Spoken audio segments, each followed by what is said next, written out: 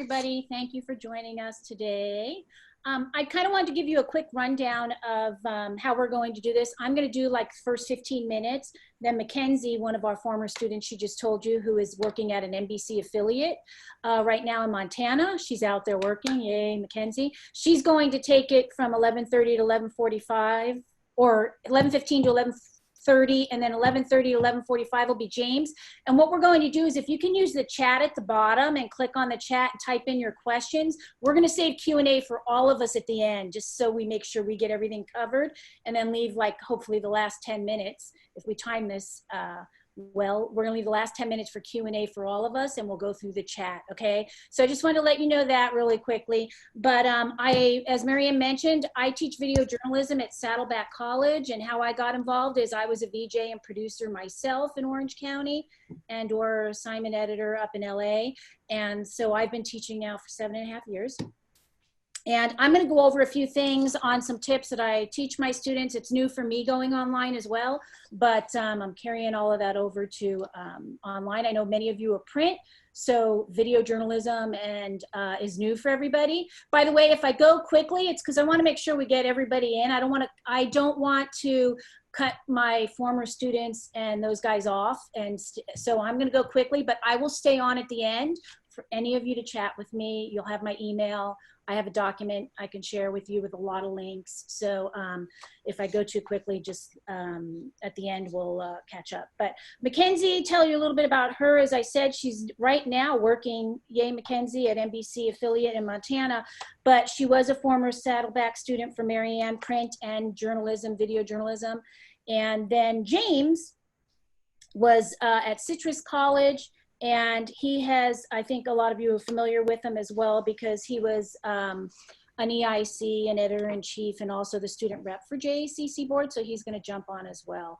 So I'm going to start off. I'll move a little bit away. I actually gave a lot of props back here that I can show you in a little bit.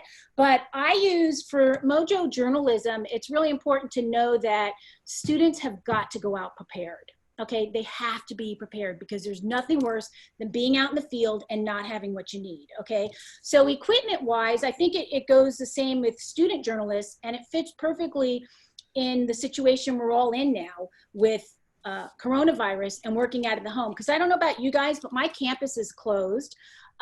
Most of them are, but I'm also not having staff on campus for the next year. I'm told that staff, classified, excuse me, is not going back for sure fall, and most likely not even spring, which means my students can't get our equipment, okay? So they need to have their own. So here's some ideas for you. I'll talk to you about it in a second. Marianne, do you want me to share that document I sent, or? Yeah, you go ahead and share it. Let me see if I can get it shared real quickly here. Oh, hold on. Yeah, is it gonna let me share? I'm not the host. Hold on a second. I will change that right now. You go on for a second, and I will get this done for you. I'll read. So really, with the tools, I wanted you to know, I gave you this list, and it has cell phone, if they have any DSLR cameras, anything they can bring with them is great. Any microphones. The one thing that I think a lot of people don't get who aren't in the video business or have that sort of experience is it's really important for students to use a separate audio device. So even with a cell phone, which I'm going to grab this, sorry if you're seeing my back and some other things, but with a cell phone, I make sure that I bring my little lightning, I think I broke some, my little lightning cord that allows for me to put that in my phone. You guys, the students need to know this, because so many of them don't have headphone jacks any longer. So you want to make sure that they have a device where they could put a headphone jack in. And what I would suggest right now with students are these lavaliers, 16 feet. They're only about 20 bucks if they can buy it, if you can buy it at school for the future when they are back on campus. But these lavaliers are great for a few reasons, because nowadays, if you think about it, students and real reporters cannot, they're trying to keep their 6-foot distance. So with these lavaliers, they're two-headed. I can keep one on me and distance myself. They're 16 feet. So way further away from the person with whom I'm interviewing. Okay, so these are some tips that maybe you can tell your students if they do have any funding or any money. I know sometimes they don't have any extra money, okay, to buy anything. But if they can do that, that would be great to be able to use this. I also have handheld mics, stands, so forth and so on, but I kind of wanted to cover equipment because me as a VJ, when I was out in the field, there's nothing worse than not having what you need when you're out there. You don't have a house, you don't have anywhere to run to, your station's really far. I was in LA and sometimes I'd be out hours away when you're at large stations. LA is a massive territory, you know, geographical territory. So you can be hours away sometimes, literally, and not be able to run back and get anything. So equipment's important for your students as well. So I did want to make sure that I covered that. Marianne, do you want me to share that document? Yeah, I made you a co-host, so you should be able to share screen now. Okay, let's see if I can share this. If not, we're going to put it in the, there we go. There you go. We're going to be able to put this in. I'll give you this link. You guys are all welcome to this. I am adding to it. But, oh, great links, by the way, for benefits of being in Mojo and the essential mobile journalism tools. I gave this all to you. I don't want to spend time on that going to each link, but I did want your students to know to make sure they bring out plenty of batteries, chargers, SD cards. This is different than print. I mean, for those of you who are only used to print, right? Maybe they have a little audio recorder and a pen and paper, a pad, journalism notebook, but there's so much more to video, so much more. So just make sure they have battery backup for if they have Zoom battery operated mics, handheld mics. I don't have one here to show you, but there are a lot of the schools have that. We have that as well for our journalists. They have little SD cards or even the smaller SD cards. But have them make sure that they have all of this. So there's all these tips for you guys to go through. Cell phones, one of the most important things for you guys that's happened to me before is if you don't have and for those of us, sometimes when we have an older cell phone, you don't have enough room on your cell phone to take an interview. HD footage is really, takes up a lot of space on a phone. So if you can make sure your students, before they go out with these phones, clear out whatever they don't need. Either delete it, their images and video, or download it onto one of their computers or some sort of backup and clear out their phones, because there is nothing worse than going out on a shoot and being in the middle of something and not being able to have enough room. And that's happened to me as a journalist with an actual camera when we had these SD cards. I had no more room and I was on a SWAT team. You know, everything's going through the middle of the night and I literally had to be in the car dumping it onto this other drive in the dark, and it can be really crazy. So for VJs and student journalists, just make sure they're prepared with cleared out space and clean SD cards before they head out on the road. Always have their chargers with them for their cell phones. Some of this is common sense for some of us, but when you're not used to video, it's not, you forget. Have a checklist, which would actually be great. Shooting video, I wanted to let you guys know that there are some videos here quickly that training. BBC actually has some really good ones as well. They use their cell phones for all of their stories, basically. So you can use some of these links here to go to. The other biggest thing that I tell my students, and for those of you who might be with print, video is about visual storytelling. It's more about the visual than it is about the words, okay? However, the words are important, but you really want to be able to turn off the audio and visually watch a story and be able to know what that story is about. And I will tell you that because I'm a television, radio, film major, and then a communications and media major after that. But in film, our first class was to tell a story with no sound and no audio. So people need to be able to turn off, and this is a news story as well. Have your student turn it off, the audio, and be able to visually tell me that story, okay? So it's a great tip for any of you teaching video. Maybe you wanna have a lesson for that with, hey, go tell a story visually. That could be one of your first lessons online right now, is go out and shoot with your camera and give me all visuals and make me be able to know what the story is about without any words. Okay, so that would be one of my, a lesson that's, I think, really good to use. I'm probably going to use that now that I'm online as well.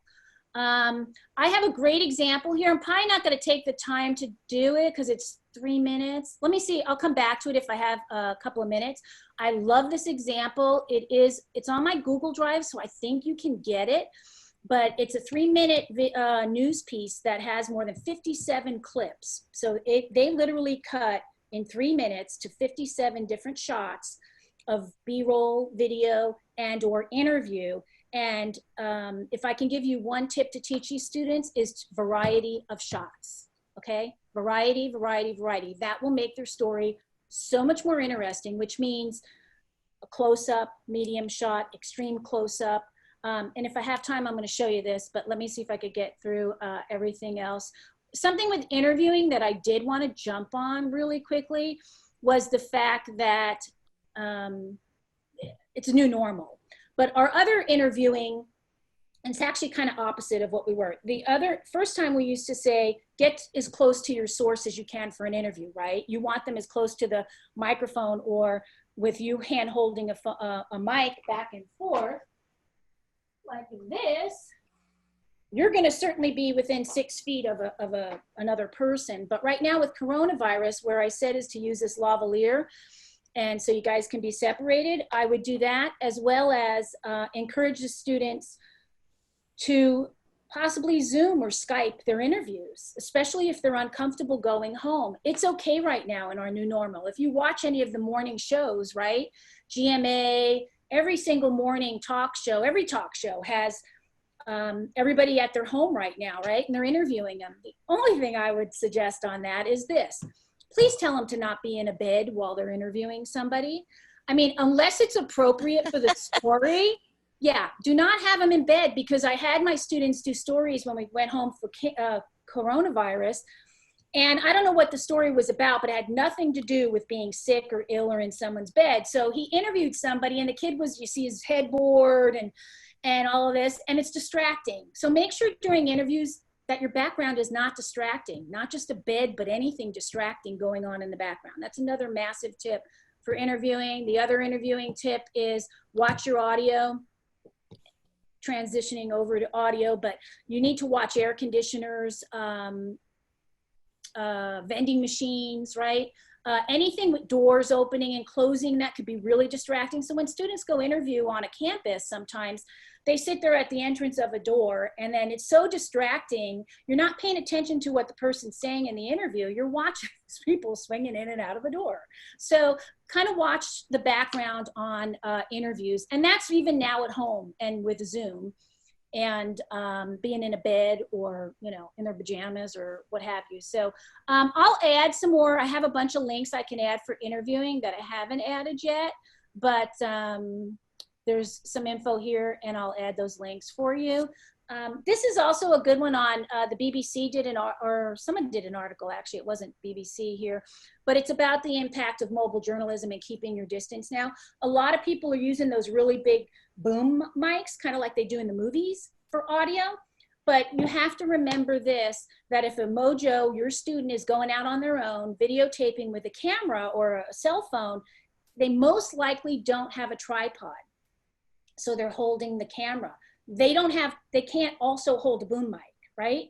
So you have to watch that. That's why I love these lavaliers, by the way. I got them at Amazon Prime for, I think they're $25 for the really long one. You could get less expensive single heads and buy the extensions. I have those as well. So if you do want to buy a single head, but I love the double head, because what happens is if you're going to use the Q&A, like your student's going to ask a question and the answer, it's awesome because both of them are very close to each of their heads here.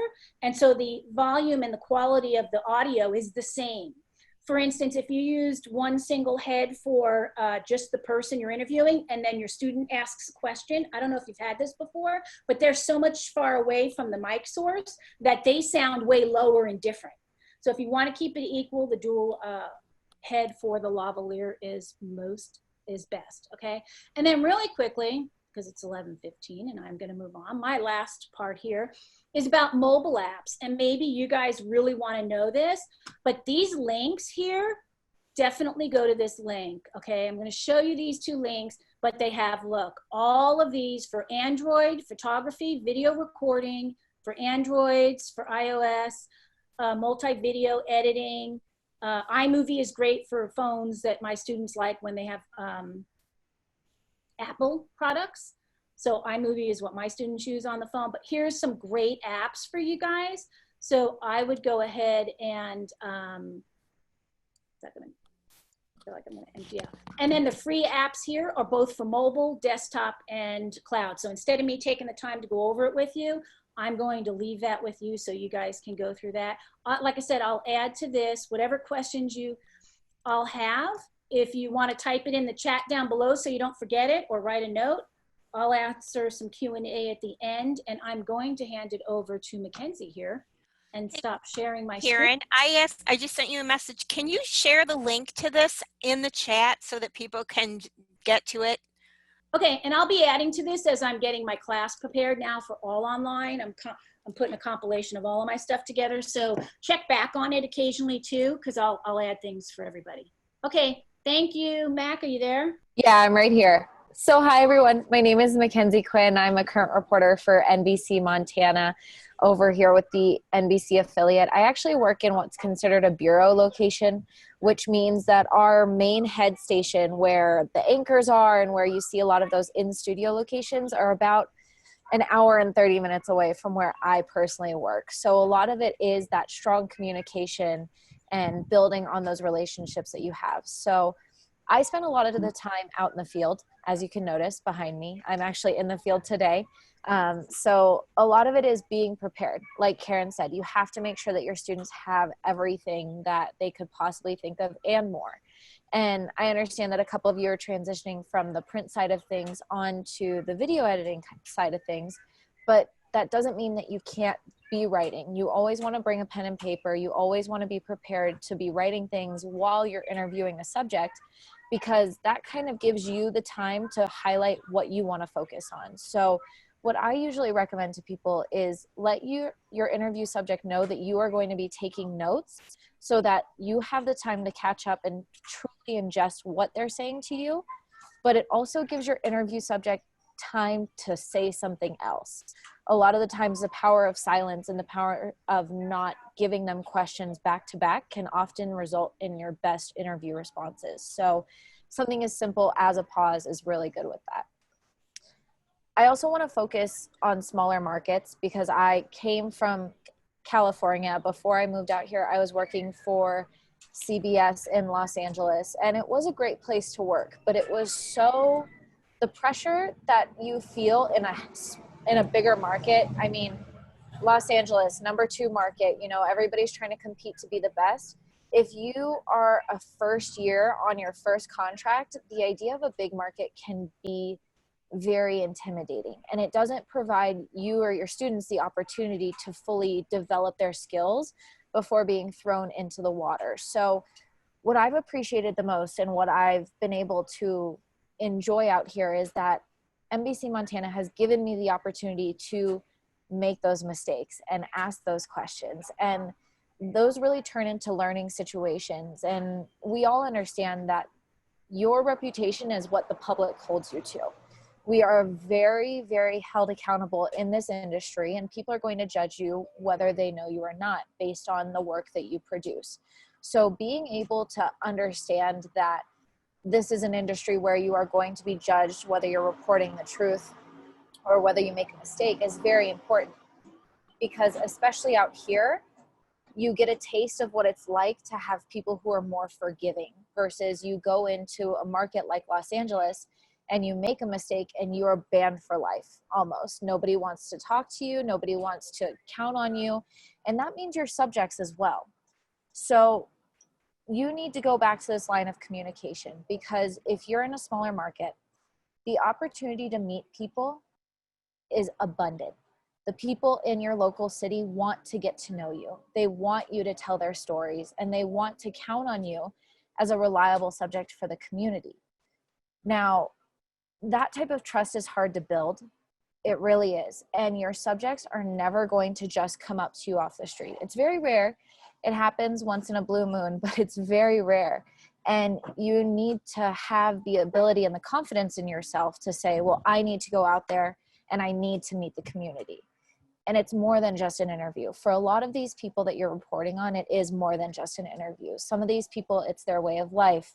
Some of these people, it's a project that they've been working years to finally see go into fruition, and it's something that they're very proud of. So remind your students, you know, your subjects are people, and you need to come to them with a very human approach, because it might be a day for your students, a day of reporting, but for your subjects, that could be a lifetime of a connection, and they need to feel comfortable to come back to you as a reporter and say, hey, this happened. I don't know if you'd be interested in it.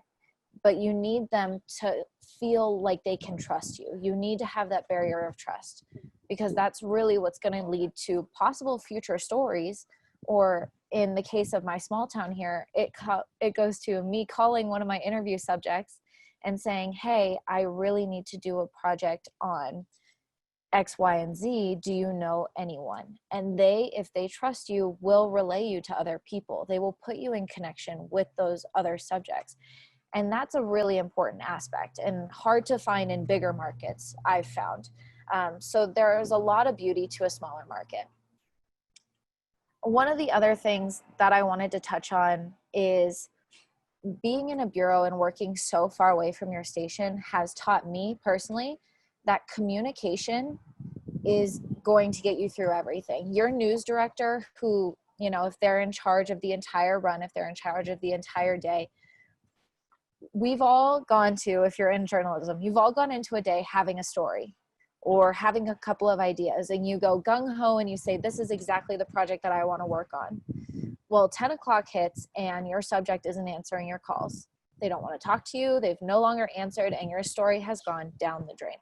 And you need to feel comfortable enough with your news director to say, hey, this is what's going on. I have an opportunity to switch it to something smaller like a VOSOT or just a little bit of a soundbite, but you can't create an entire package off of it. And if you wait to say that until 3 p.m. and your airtime is at 5, your news director will lose trust in you. So it's an open network of communication where you need to feel comfortable saying early in the day that something isn't going right. Because as soon as you show that vulnerability and the willingness to learn to your news director, they're more likely to work with you on something like that. One of the other things, and this took me, I'll be honest, quite some time to figure out, because I was very shy, and being in a smaller market has allowed me to kind of build my personality and my confidence in reporting, is you need to know your laws. You need to know what protects you as a journalist. Where are you allowed to be where a police officer can't just say, you need to get out of here?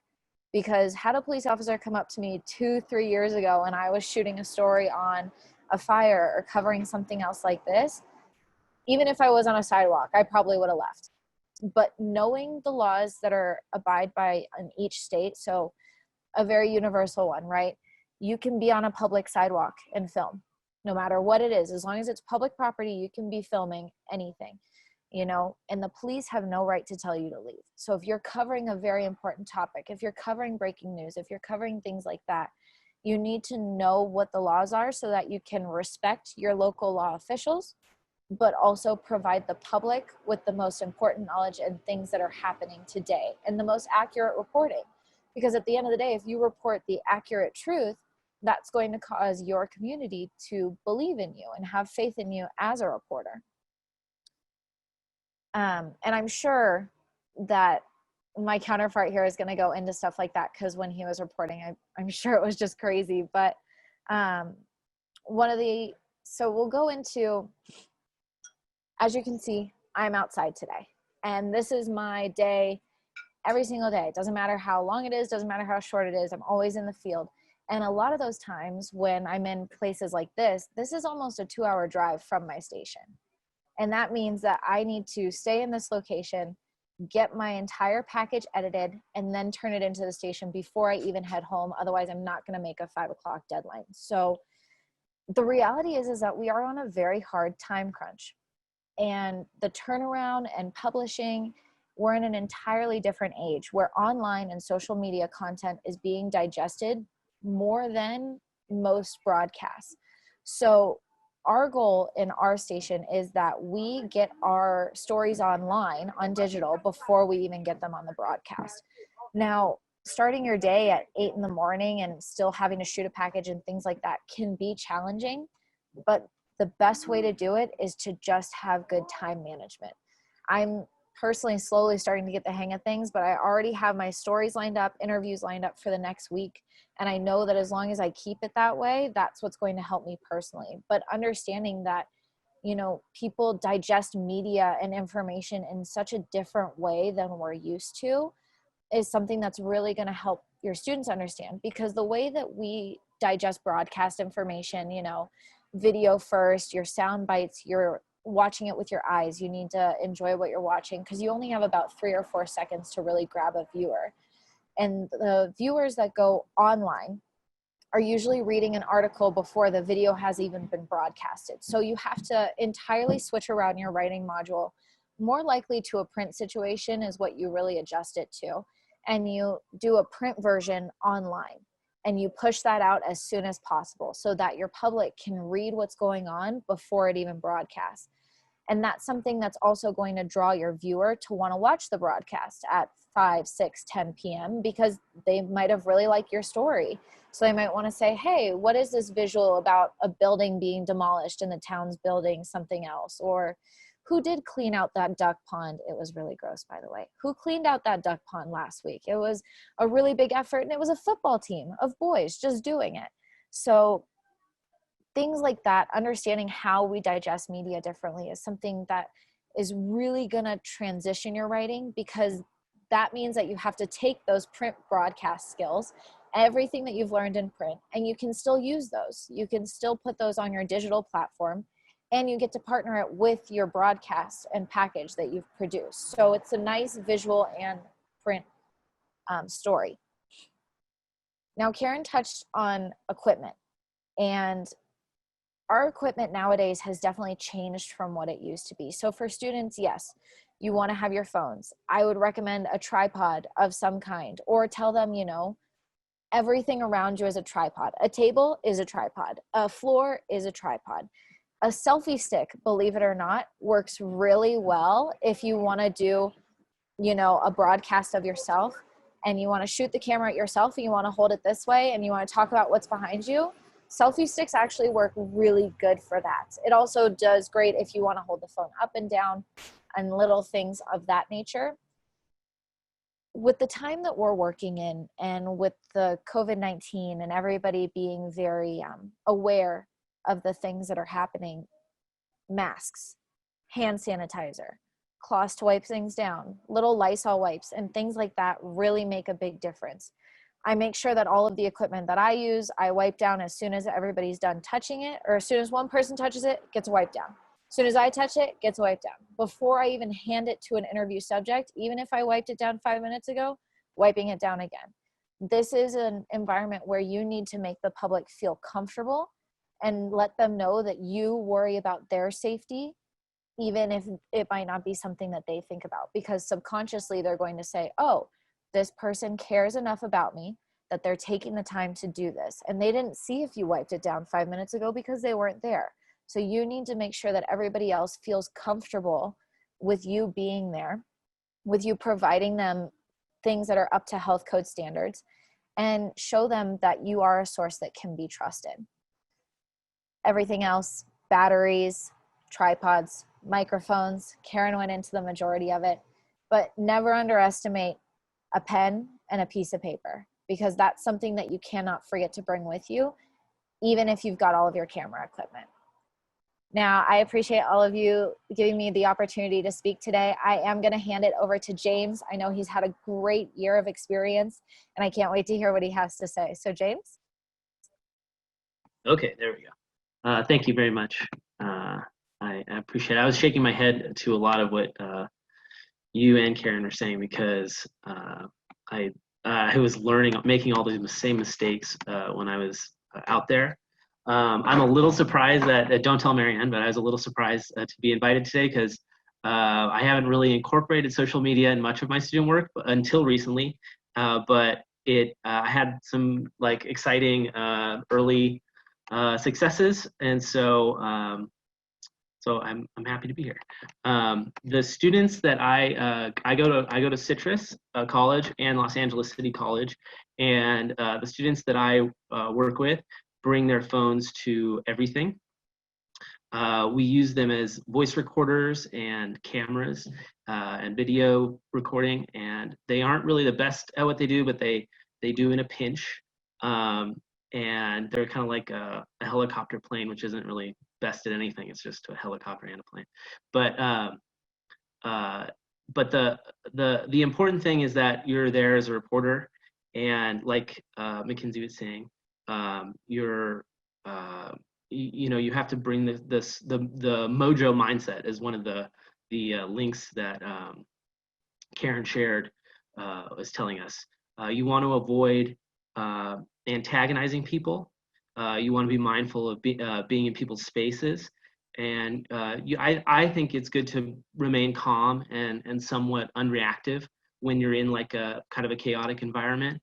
But just like MacKenzie said, you want to stand your ground. You want to know your rights. You don't want to. And I maybe I'm a little too feisty when it comes to like wanting to keep recording or something like that. But you don't want to fold when something juicy is about to happen. So I think that's important too. I was in the riots, or a riot in LA, and that was on the second day. The first day we watched it on TV and on Twitter. I just saw so much going on downtown that I thought I have to be there, and this is too important. And my professor said, it's easy to do something like that. It's just a sexy story, but the hard part is covering the local news, which is what our student reporting is supposed to be about. But I wanted to show you for a second just one of the videos that I shot. This was like one of the first ones from the riot. Let's see, share screen. Oh, if someone can allow me to share screen, I think that's the host. No, okay. Never mind then. I guess you're not going to see the grade. James, hold on. I have to Okay. do that. But you just go on and I'll set it so you can. Okay.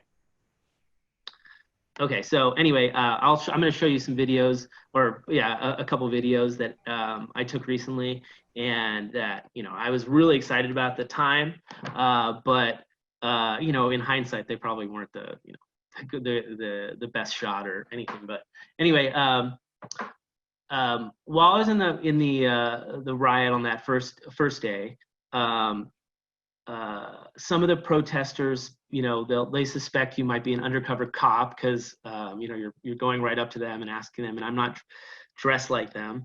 I didn't spend much time with those who were kind of confrontational. There are enough people to talk to that you don't have to convince anyone. But I think assuming sort of an attitude of like confidence and abundance will not only attract sources, but kind of ensure your safety a little bit. If you're not, if you don't seem threatened by someone, they don't feel like threatened in return. And I always held up my college press badge when the police came by. In all honesty, I think the police were the most intimidating people there.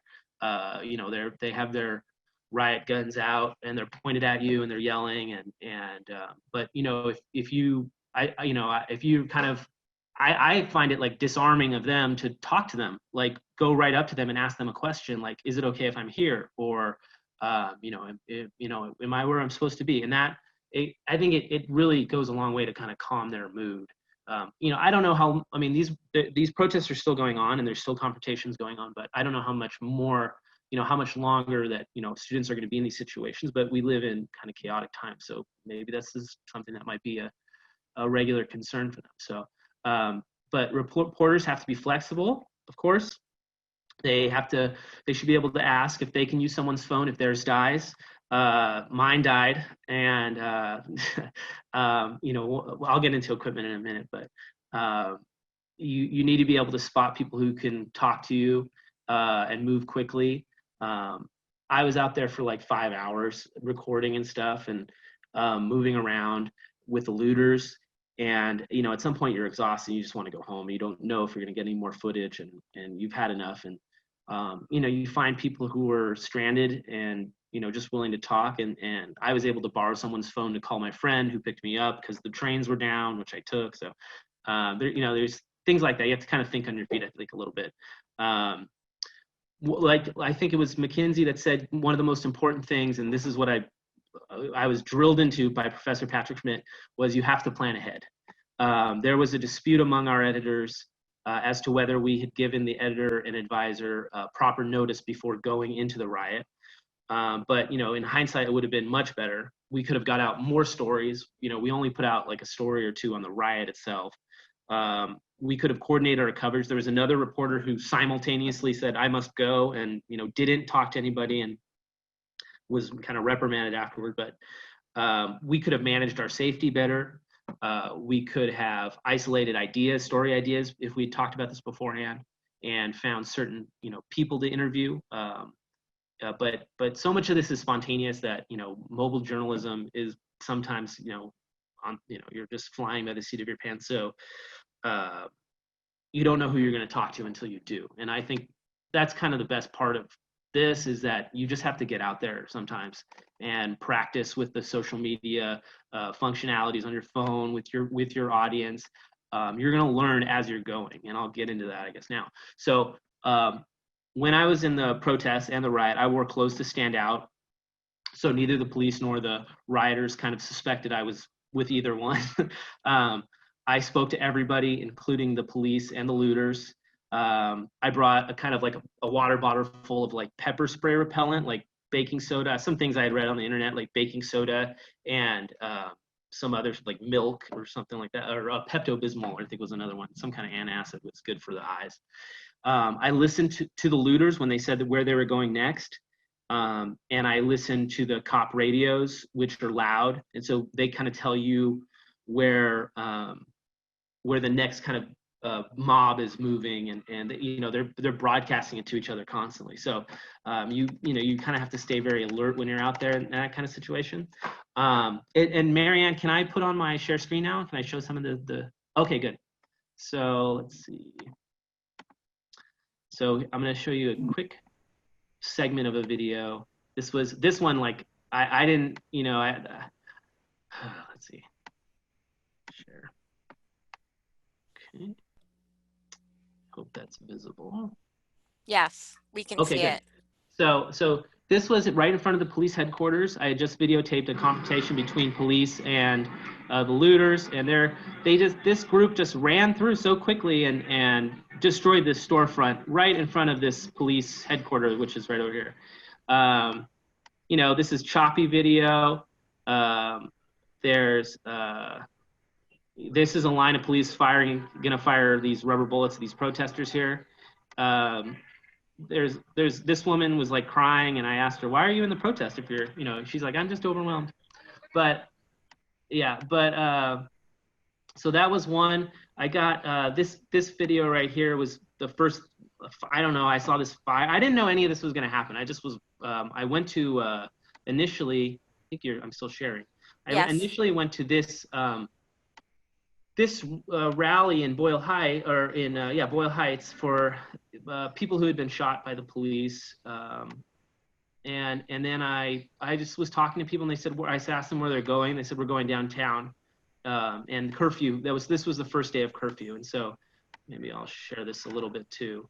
But you know, they just started fires, and then the fire truck would come, and the people would flee, and things like this. And that was another thing, is I was interviewing folks kind of as I was going. I also had this going on Instagram Live, and I thought that was really cool, because you're doing what you want to as a journalist, which is kind of finding people's motivations and why they're there, what they feel about what's going on, whether they're participating or not.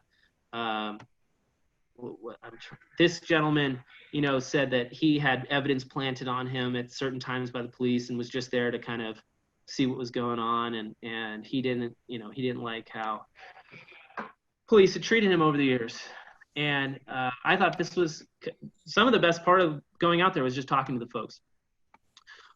Anyway, back to equipment. So I use a Canon T5i, which is our newsroom's like standard for what they give the students. We also James, use those lab mics. Excuse me, can you stop your share so we can see you? Oh yeah, I'm sorry. Okay. Yeah. Okay. So we use the lav mics, just like Karyn said. I had a boom mic on me also, which I felt helpful. Looking at some of these Mojo setups, like they use just like they'll have like I don't know what it's called, but it's like a handheld device that holds up their phone and has a mic on it too. I think the boom is going to be the best bet for these chaotic, loud situations. But a setup like that would have been really useful.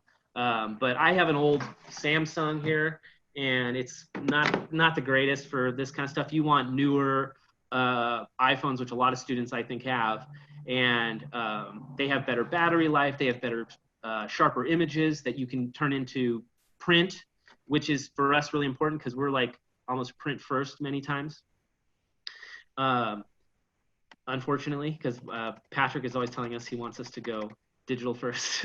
So, that's, and I'll get into that. But anyway, the police scrambled Wi-Fi access around downtown in the BLM, protests that I went to in the following days. So many of the, this I know because many of the people I was with had no access to their Wi-Fi. So, you gotta, I think recording to the phone is really useful, and just like you said, clear out your memory, because shocking how much memory all this takes. One of the most useful things you can bring in these is a backup battery. I had a backup, and but I didn't on the first day. I will not leave home without my backup battery again. But I saw cameramen roaming the streets from the LA Daily News and Los Angeles Times. They were out there for hours, and I would bump into them from time to time. And then I saw a TV setup for ABC7 here, that they were out there hours beforehand, getting ready. So like preparation is important for these professionals, and it should be important for us. One of the cameramen had his cell phone attached to his camera setup. So it was like over the top of it. So when he's holding his rig, filming or what have you, he's also streaming to his Instagram Live or his Twitch or whatever.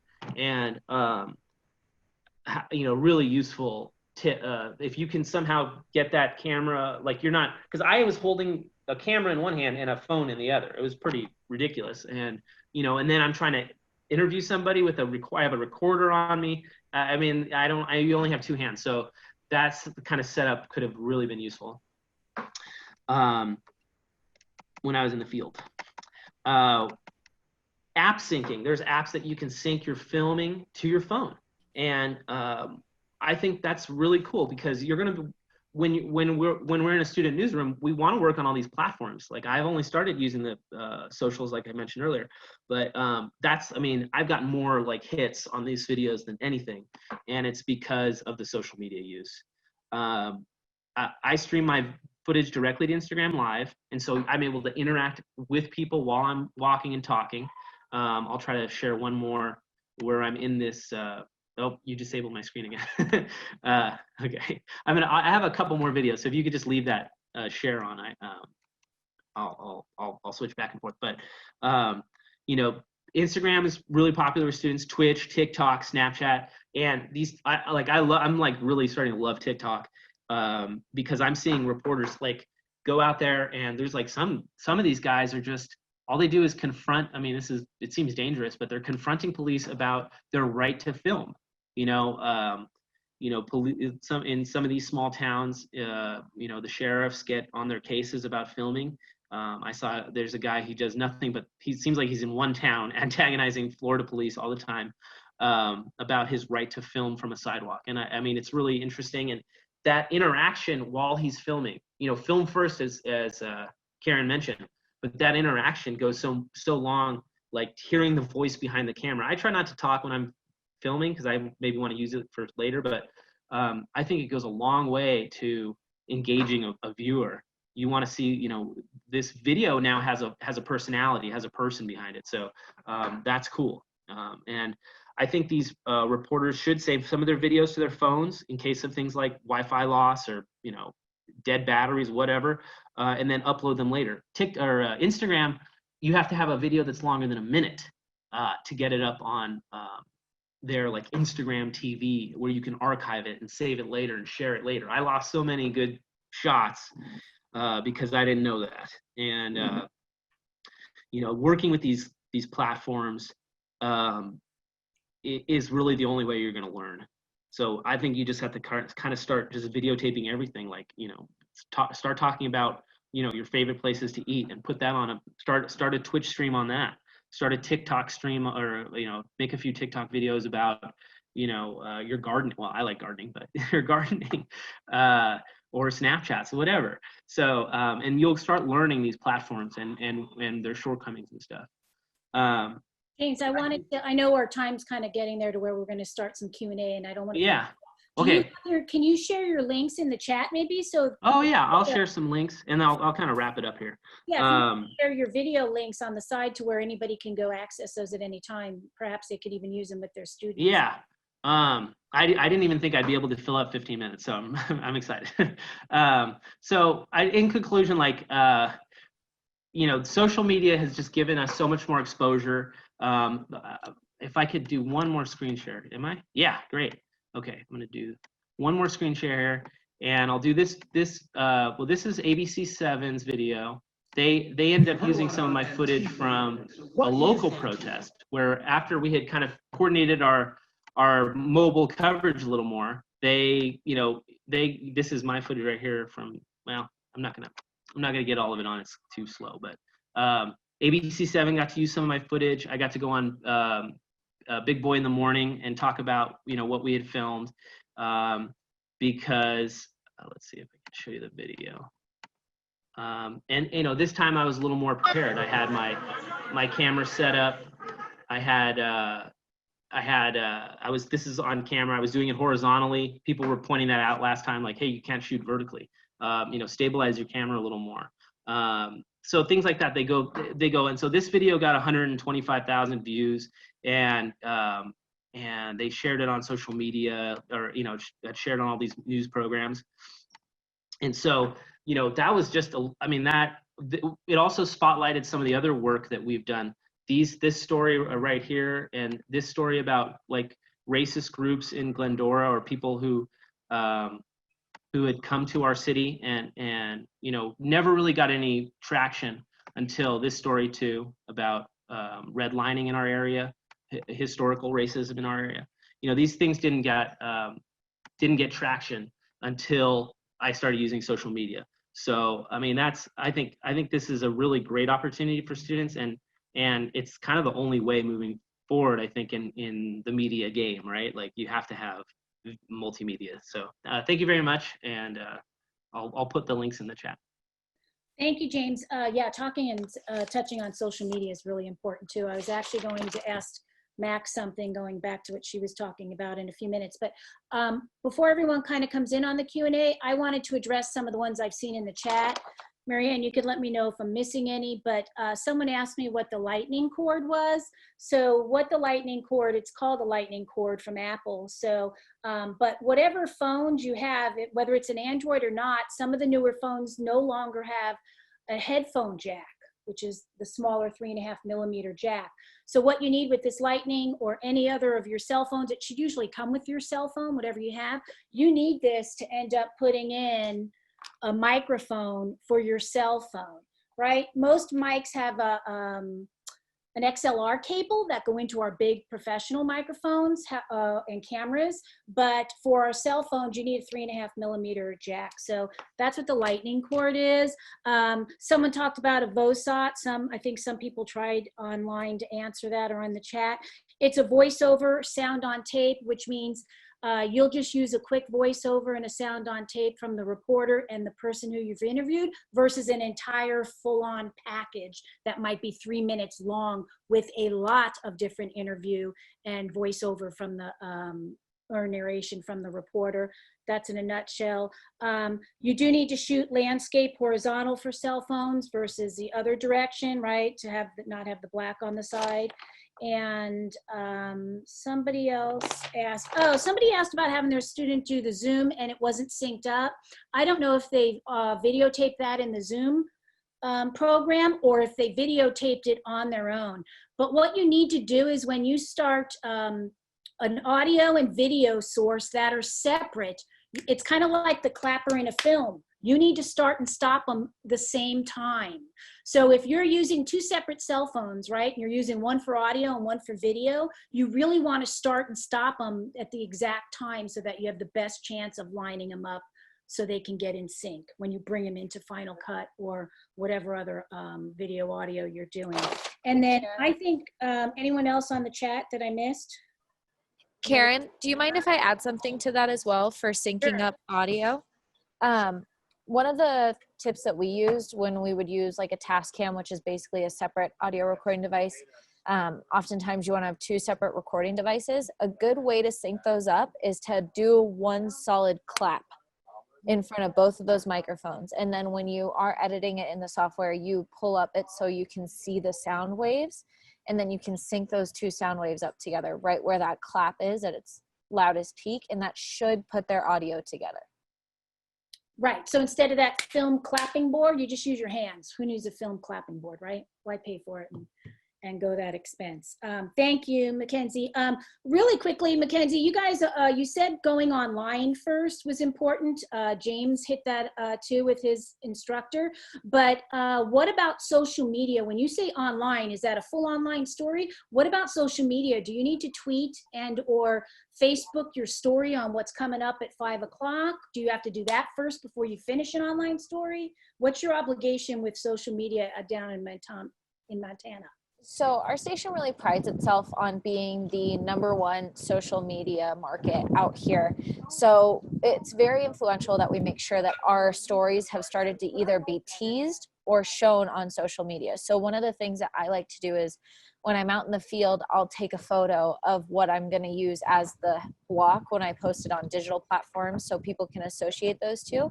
I'll take that photo and I'll post it to Twitter, and I'll usually say, tonight I visited Virginia City and uncovered a hidden treasure in an old gold town. So I'll take that same photo that I teased on Twitter and I'll put that photo as the header or block on the digital content and on the web so that people associate, oh, I saw that visual on Twitter. Oh, the story's already online. Let me read what it's already about. And then once the story is posted online on our NBC website, I usually take that link and post it to my professional Facebook as well as my Facebook page. So for any of your students who are really interested in getting started in this network and in this industry, I would highly recommend to them to start a Facebook page and make that their professional page. So any works that they do that they feel, you know, they're very proud of, or even just getting started, they can start posting their content onto there so that when they are looking for positions, they can say, here is a link to my professional Facebook page. I also am suggesting, you know, any feedback, any comments, any criticism. But yes, for us, it's very important that we get our content online as soon as possible. So it gets harder to do that when you still have to edit your story and write your story and things like that. I would recommend that if somebody is trying to get their story online as well as do the digital in the same, or as well as do the broadcast on the same day, write the script for your broadcast and then write the script for your print. Because if you're already in that flow where you're going to be typing things and you're writing a story, it's best to just get your broadcast written. And then I send that into my copy editor, my news director in the station. And then while he's looking that over, I'm already typing out the online script so that I can get that sent out as soon as possible. As soon as they approve it, okay, it takes me 30 seconds to put it online and we're good to go. So it's just figuring out what works best for you. But I say that that really helps with the flow if you're already in the flow of writing, because you are going to find that most markets are going to push social media as the highest priority, all of it. Usually Twitter and Facebook are the two big locations. Okay, well, that's great. I see one other one on the chat and then I'm going to open it up. I know it's almost, it's time now that we're done, but I'm willing to stay later if anyone wants, and I could show you some of my equipment. But MacKenzie, there was one more question that just came on about, would you recommend a professional Facebook page more so than Twitter or Instagram, or would you suggest all of them? What are your thoughts on that? You know, there's so many different platforms. I think it depends where you're located out of and where you're, you know your audience, right? So out here, it's not as big as a digital area. So Facebook is really big out here. People don't really use Twitter as much or Instagram. So I focus heavily on teasing to Twitter, but posting everything on Facebook, teases, stories, everything. I would say that nowadays you have to do it all. You don't get to pick and choose which social platform you want to have. You have to be diverse in every single platform. And there are some ways that you can actually sync up your Instagram to connect to your Twitter account or your Facebook account, which I would recommend if possible. If there are certain things, your students want to tease to one site versus the other, or there's some ways, that one thing works better on another, they're more than welcome to do so. But I would recommend that either way, if you post something on Twitter or Instagram, it should probably be on your professional Facebook page. That's just kind of how it is nowadays. But you'll know your audience, usually whatever you're getting the most reactions on, whatever people are responding to you in real time. So like Instagram stories, live videos, like James talked about, going live from locations. People really love that interaction. And if you try and go live from Instagram and you only get, 1,000 hits, and then you try and go live from Facebook and you get 5,000 hits, you just need to read your audience and see kind of where you're getting the most interaction. And then you can also usually share those live streams and post them other places. With Instagram, if you do a live stream, I believe it would be better to share it from there and save that live stream and then post it other places so people can see the interaction. But you can also promote your social media onto all of your other accounts too. So you can say, follow me on Instagram for the most current content. If you're active on Twitter, follow me on Twitter. One thing I would say is tell your students to have the same handle for everything. Your Instagram, your Facebook, and your Twitter should all be the same handle. Otherwise, it's going to be too confusing and people aren't going to be able to find you. And then they're going to confuse you with the other person who has your name. And there's only 2 of you in the entire state. And nobody's going to understand why you are 2 separate people. So having the same handle is going to be super important. And funny enough, having the same picture on your handles for everything. I think that consistency, people like to see that consistency. It's something that's super small, but something that people respond really well to. So they already know who they're looking for. I think those are some great tips, and you're right, the geographical area where you're at, in the middle of Idaho or Montana or California, the most popular platform for social media is probably going to be a little different. So thank you, Mac. I appreciate it. I don't know if anyone has any other questions here that we want to do live as our time is up. I will stay later to go over some of the equipment if any of you have, but if you have any other questions for MacKenzie or James right now. I'm going to actually cut it off now and say that the official part of our meeting is over, and give people a chance to say goodbye if they'd like to leave. Thank everybody for coming, especially thank you today for Karyn, James, and MacKenzie. I think you might get requests to be guest speakers in our Zoom classes, and I hope you will join us. Really, it won't take too long, etc. But anyway, so thanks everybody for attending. Please, you can hang around and find out more from Karyn, or I hope to see you next week in happy hour, which we will schedule very soon. Thanks. Thank you. Yeah, thank you, everybody. If anybody needs contact information, Karyn and Marianne have all of my contact information. And as long as they recommend you, I know that you guys are good noodles. So have a great rest of your day. I'm going to go ahead and get back to work, but it was a great time. And feel free to reach out if there's anything that you guys let me know. Thanks, hon. MacKenzie. Bye. Bye. Bye-bye. Thank you, James. If everybody else is good, or if you have anything on equipment that I have set up, I could answer any of your questions, or I could put my email on this chat as well if you just want to email me. So I think we got everything. Thank you, Marianne, for monitoring and moderating. Oh, you're welcome. We appreciate it.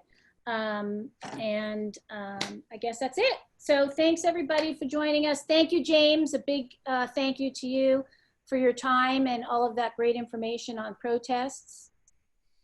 Our students. Thank you for having me. I really appreciate it. Our students are probably going to see some of that during the next year or so as well. We may have some more of those. So thank you, everyone, and we shall see you later. Okay, thank you. Bye.